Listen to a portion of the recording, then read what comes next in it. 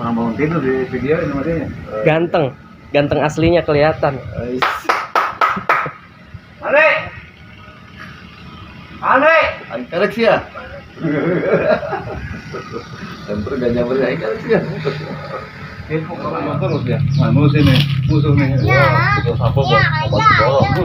Ayo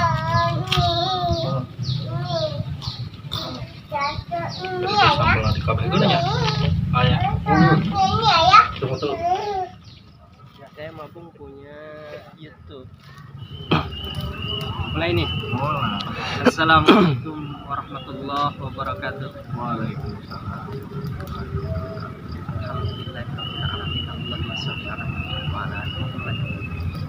Syukur pada Allah kita masih diberikan kesempatan kita berjumpa sama Kang Andri, Sepuh Anom, sama Bung Arda,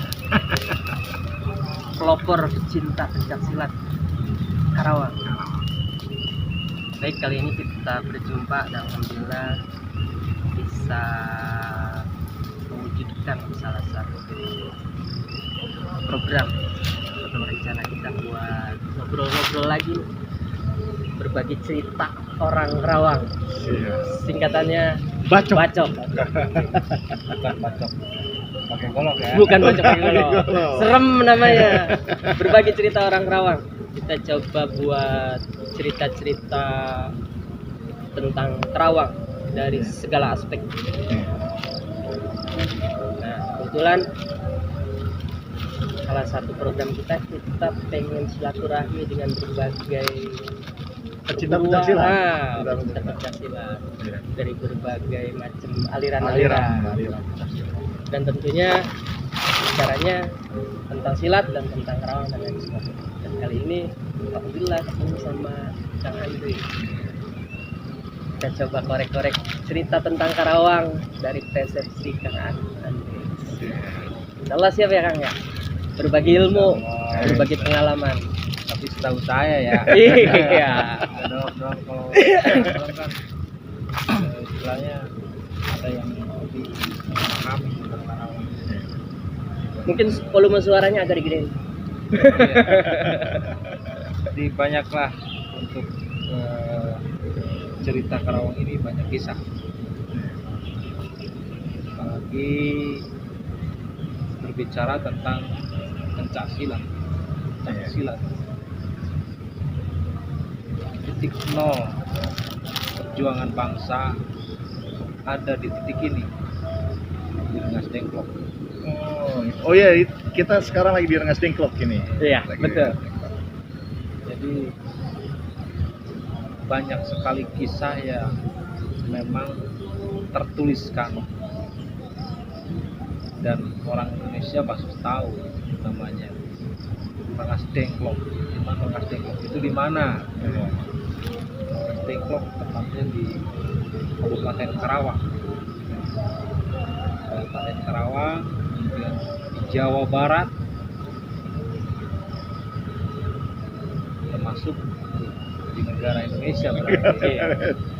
Jadi kenapa saya ambil titik nol perjuangan bangsa itu di sini, karena waktu tanggal 14 Agustus 1945 Bung Karno diasingkan, bukan diculik Kang. Penculikan itu serem, diculik, Diamankan ya. diamankan oleh para pemudi Dengklok, ya, para orang tua juga, kami dan kawan-kawan Soekarni ya. Tak terlepas dari itu, tentunya saya pikir dan saya rasa tidak mungkin si konyol-konyol pemuda biasa. Oh, udah pasti. Ya Kang ya, Udah pasti. dari Batu Jaya, dari Pakis, dari Pangkalan, dari Cilamaya, dari Lamertang atau Waluya, dari mana lagi? Wah, tumpah ruah sebenarnya di tanggal 16 itu untuk mengamankan sosok yang memang dikatakan Bapak Proklamator. Bapak Proklamator. kalau diringkas,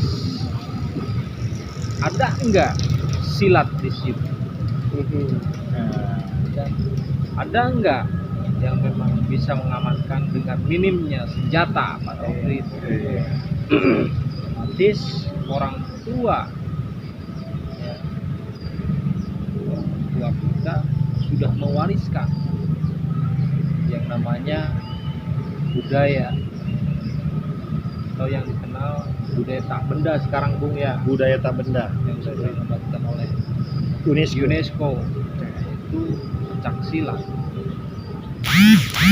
Saya pribadi awalnya ikut pencak silat itu dari orang tua saya. Jadi dimanapun kamu berada, carilah pencak silat. Pencak silat itu pancak kaki, silaturahmi. Kalau saya baju saya pakai PPSI, nah itu orang tua saya, termasuk abah saya di perguruan saya itu PPSI Kulen, ya Abah Sadeli, Almarhum ya. almarhum. Alhamdulillah, kalau berbicara pencak silat di Kabupaten Karawang sampai saat ini melebihi tiap kecamatan hanya 30 kecamatan Kang, tapi perguruan hampir 40 lebih aliran. Nah, artinya pencak silat itu ada dan banyak di Karawang itu. Jadi lahirnya para juara, lahirnya para jawara ada di Karawang. Gitu. Nah, kisah-kisah itu yang melatar belakangi kemerdekaan Indonesia, ada orang pencak silat.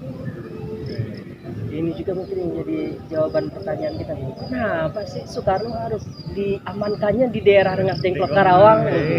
Karena salah satu dasarnya itu mungkin gitu ya Kang Andri. Betul. Nggak mungkin Soekarno diasingkan ke Rengas Dengklok tapi tanpa alasan. Pasti ada alasan. Ada apa di Rengas Dengklok? Barangkali di Rengas Dengklok itu pasti ada orang-orang yang mampu mengamankan Soekarno. Nggak mungkin Itu dia Soekarno maksudnya. dibawa ke Rengas Dengklok tetapi tidak ada yang menjanjikan keselamatan kepada Soekarno. Ya orang dia siap angkat golok semua. dia. Kan begitu. Jadi tadi latarnya ternyata penculikan Soekarno itu berhubungan juga dengan pencak silat yang ada. Iya. Iya. Banyak juaranya. Banyak. Dari 30 kecamatan ada 40 aliran pencak silat. Lebih dari 40. Itu yang terdaftar. Iya. Belum lagi yang sembunyi-sembunyi Kang. Bukan. Ya, bukan berarti sembunyi-sembunyi itu tidak terlihat, cuman belum terdaftar. Iya.